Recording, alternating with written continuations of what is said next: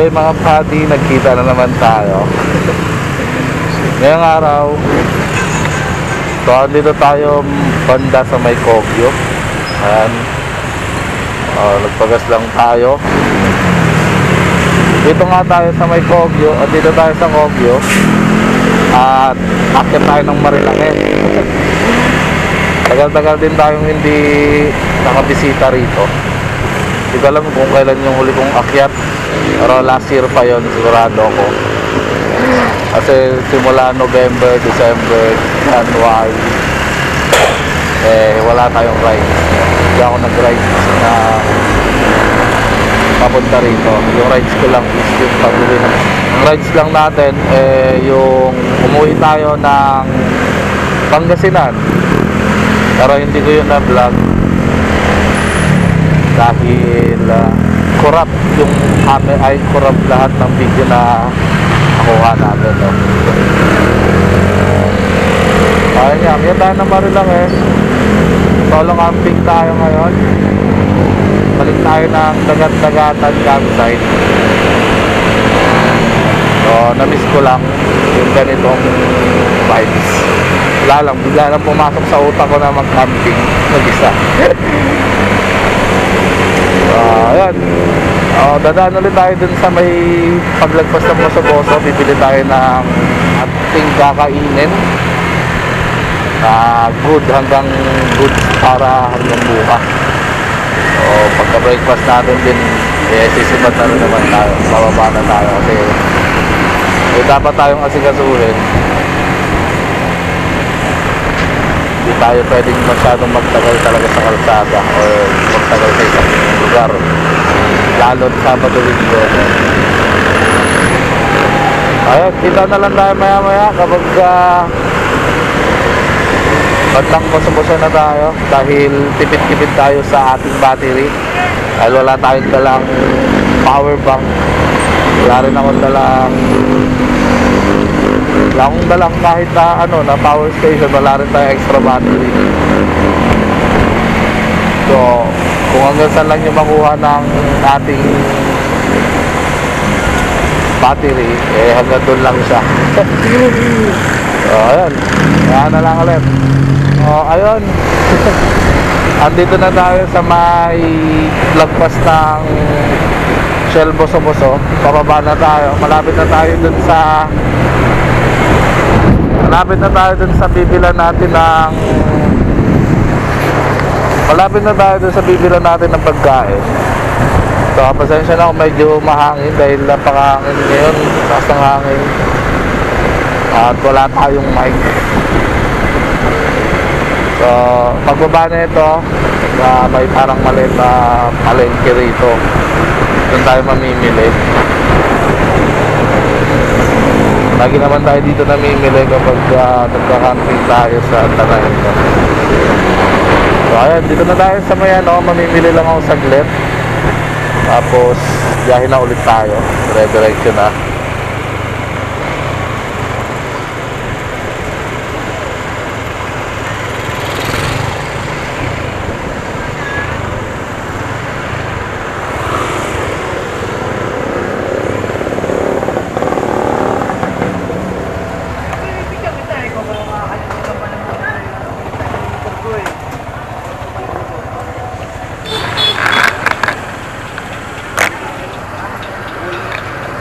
So ayun mga buddy, kabali na tayo. Hindi ko alam kung nabili ko ba lahat, pero kung pangunahing kailangan naman isa dito na. So ayun, pagka may tindahan naman doon kasi sa labas na pupunta ako, medyo nakapagod lang lakarin. Pero tingin ko wala naman ako nakalimutan. Safe naman na. Siguro nakalimutan ko na lang isang kutsara kasi wala tayong kutsara. So titingin na lang tayo dito sa unahan na. So ayun, nakyat na tayo. Very lucky gaming na tayo.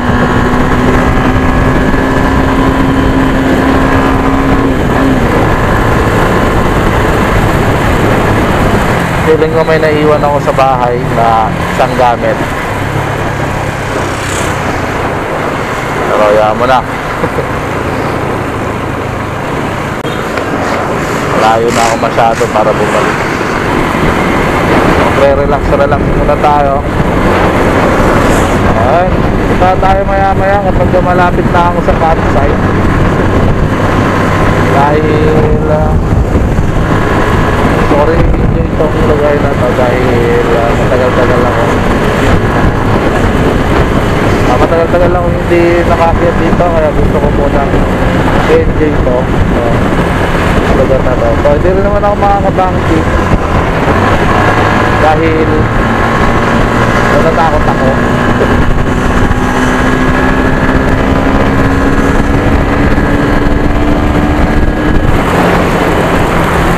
So wala na rin ako sa tamang position para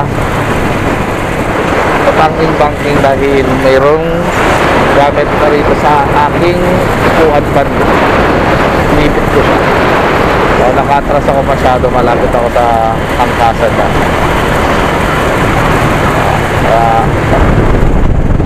Yung banking ko ay mga ganito na lang.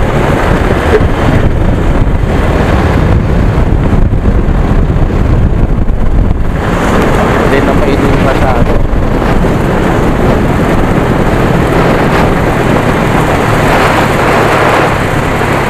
So gusto ko lang bumalik ulit doon sa pinag-campsitan ko ngayon dahil hindi ko siya na-enjoy ng umaga, no? Pagdating ko ron is set up na, tapos buto agad yan. Tapos kinabukasan naman bangat na agad, tapos alis. Yun yung nangyari sa amin. Kaya gusto ko siyang balikan ngayon na wala akong problema yung kinabukasan. Although kailangan kong umuwi bukas, pero hindi ko kailangan i-rush yung sarili ko. Hindi ko kailangan magmadali para makauwi. Kahit bandang 12 na ako makauwi bukas, walang problema, no? Yeah, pero kailangan natin umuwi.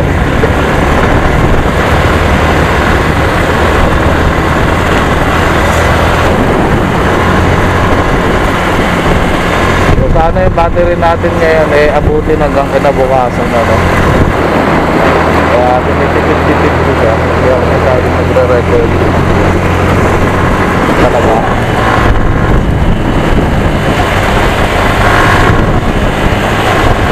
Para umabot siya kahit hanggang mamayang gabi lang, no? Kahit yung bukas nahana na, kahit wala nang bukas.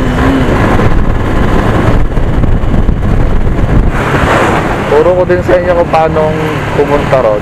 So itong Marilaki, dire-diretso lang naman to hanggang sa makarating tayo ng Manuhan.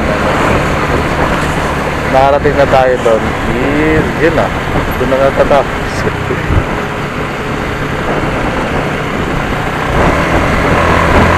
So mamaya-maya na lang pagka may lilikuan na tayo,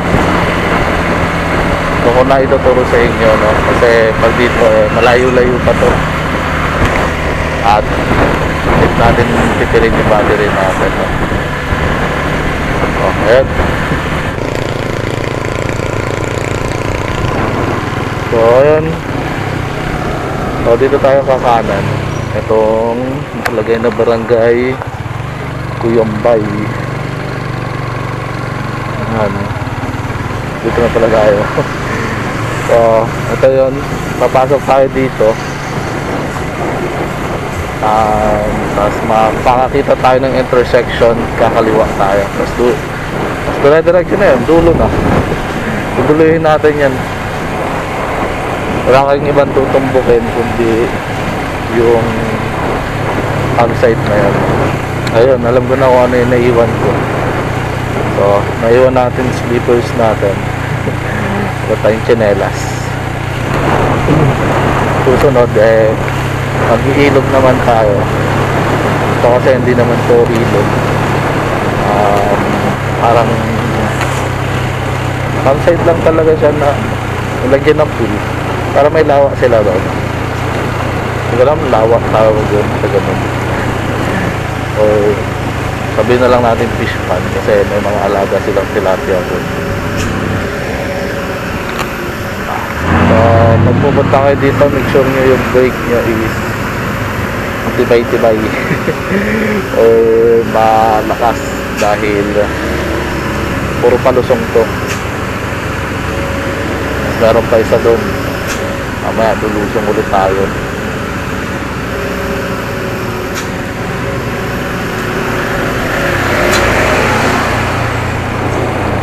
Kaya pag ang pag-try ninyo ay mahina,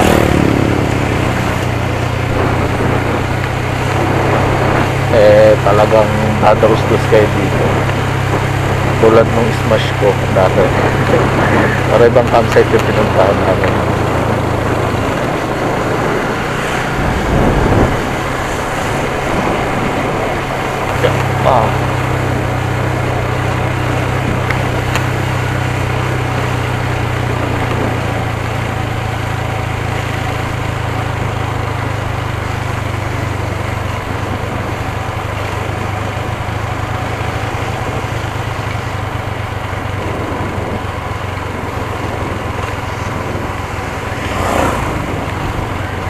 Hindi ko alam kung nakikita nyo bang palusong talaga to or ano, basta palusong na to yan, lalim na yan oh.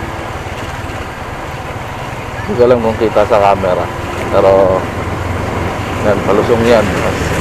Sabihin nyo naman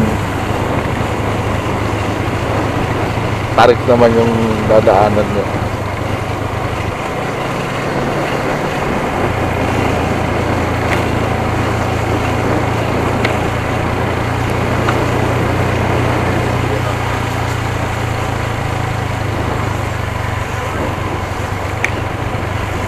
Diretso lang.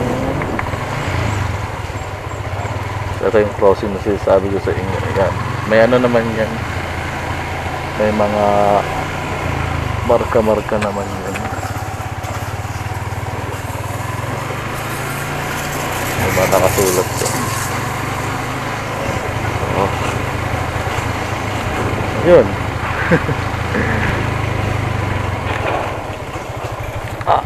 Oh. Maraming campsite dito. Hindi muna tayo ng tindahan. Hindi tayong posporo.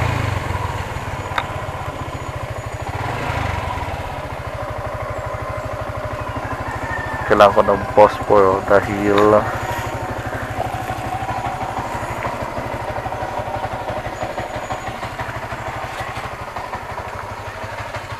pabili po. May posporo po kayo? Isa nga po. 5 lang. Ano pa?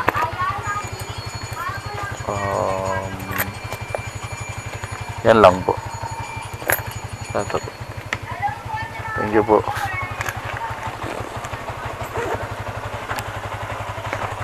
Yeah.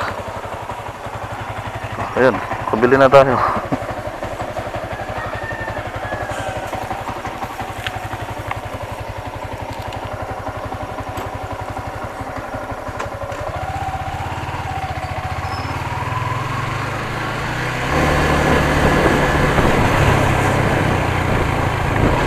Ayan, ito yung palusong. May isa pang palusong.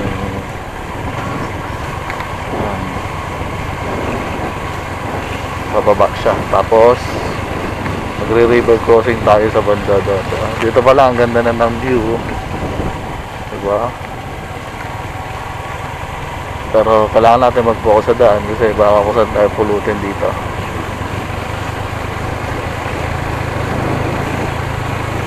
Nagsasalita natin yung preno dahil mag-init ang ating gulong. Ayan, river crossing.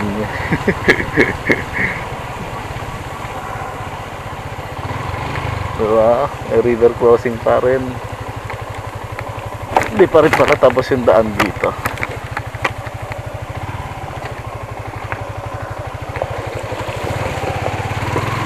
Baka dito lang hindi. Pero ayan o, kalsada na ulit dito. So noon may panahan to. Sementado na yung isang linya pero yung isa hindi. Tapos doon sa unahan lubak-lubak. Para ewan ko lang ngayon kung ano na ang kalsada dito. Ayun, lubak-lubak pa rin. Ito yung sasabi ko, lubak-lubak na. Kaya nagbukol-bukol yung gulong natin sa unahan eh. Hindi ko pa napapalitan.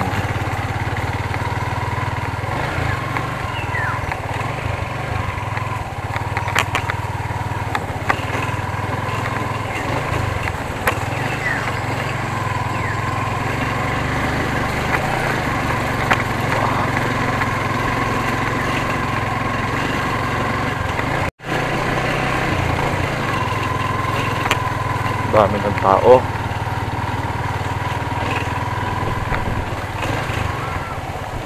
Yun lang, meron ng pesto. Meron ng nakapesto dito sa pestohan natin. Pestohan ko. Meron ng tao.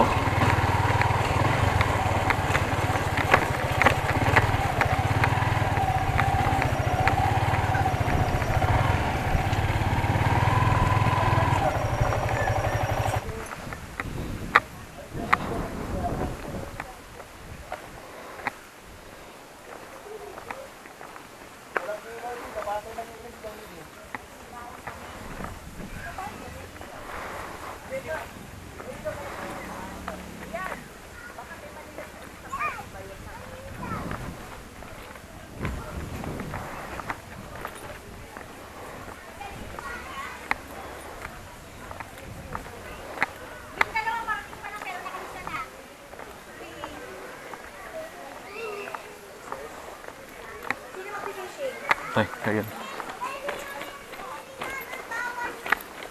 Joey! Saan ang fishing? Ay, yan ang tatlo. Saan boss magbabayad? Ay, dyan. Joey. Tsaka ano, may bait na ba kayo? Hindi ka na naman. May bait kayo? Wala po. Anong ginagamit na bait doon? Yung pigs po. Yung Meron na. Ay, hindi ko lang po alam kung may available pang pigs na.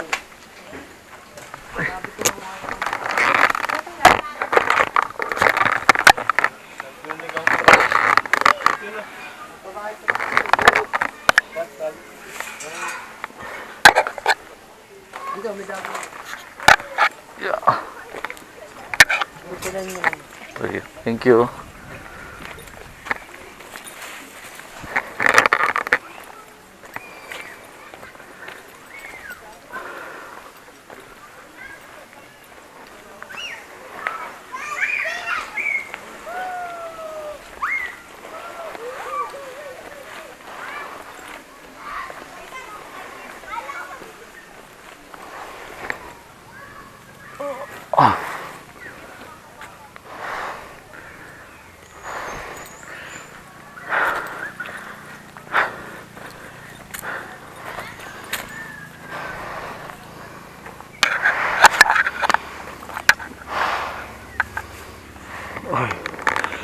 Ay, dito na tayo.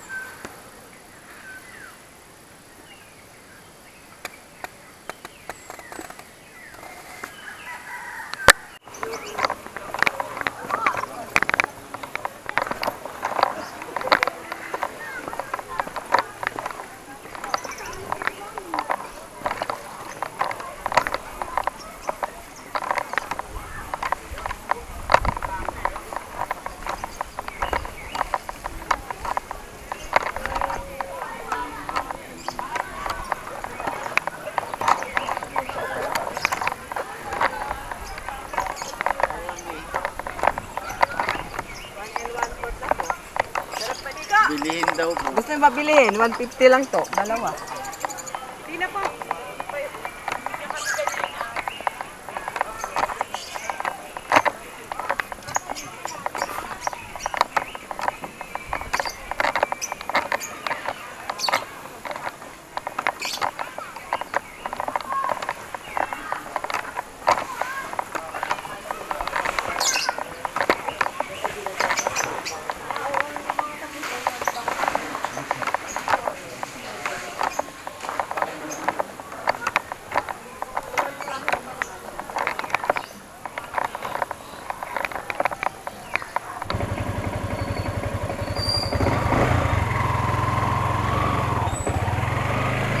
Ay, good morning mga padi. So ayun, natapos na yung ating pagka-camping sa may dagat-dagatang campsite, no? Pauwi na tayo. Pasensya na kung medyo konti lang yung ginawa kong clip doon dahil napakaraming tao. Nahihiya ako kasi pag maraming tao. At wala rin naman akong kasama para mag-video sa akin. So, marami naman akong ginawa. Tapos hindi na ako nakaligo kagabi dahil sa pagod. Anong oras pa lang is kinantok na ako. 9 pa lang ata. Nakatulog na ako. Pero nagising ako nung bandang 11 kasi may mga dumarating pang mga tao. So ayun, balik na tayo ng Quezon City. At ang sarap dyan talaga sa dagat-dagatan, no? Wala lang talaga tayong makakasama, pero ayos lang, at least nakapag-relax pa rin tayo. Yeah.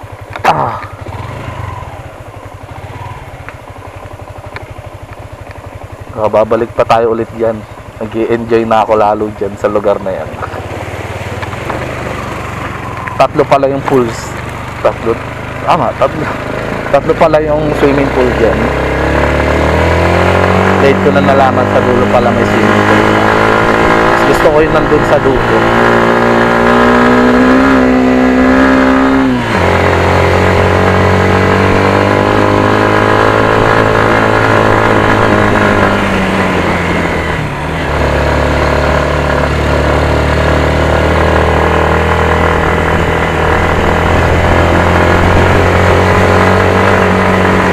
So, ayan. Hanggang dito na lang mga tambay. Maraming salamat sa pagsama sa akin dito sa dagat-dagatang campsite. At hanggang sa susunod natin pagkikita. Ride safe always. Bye-bye.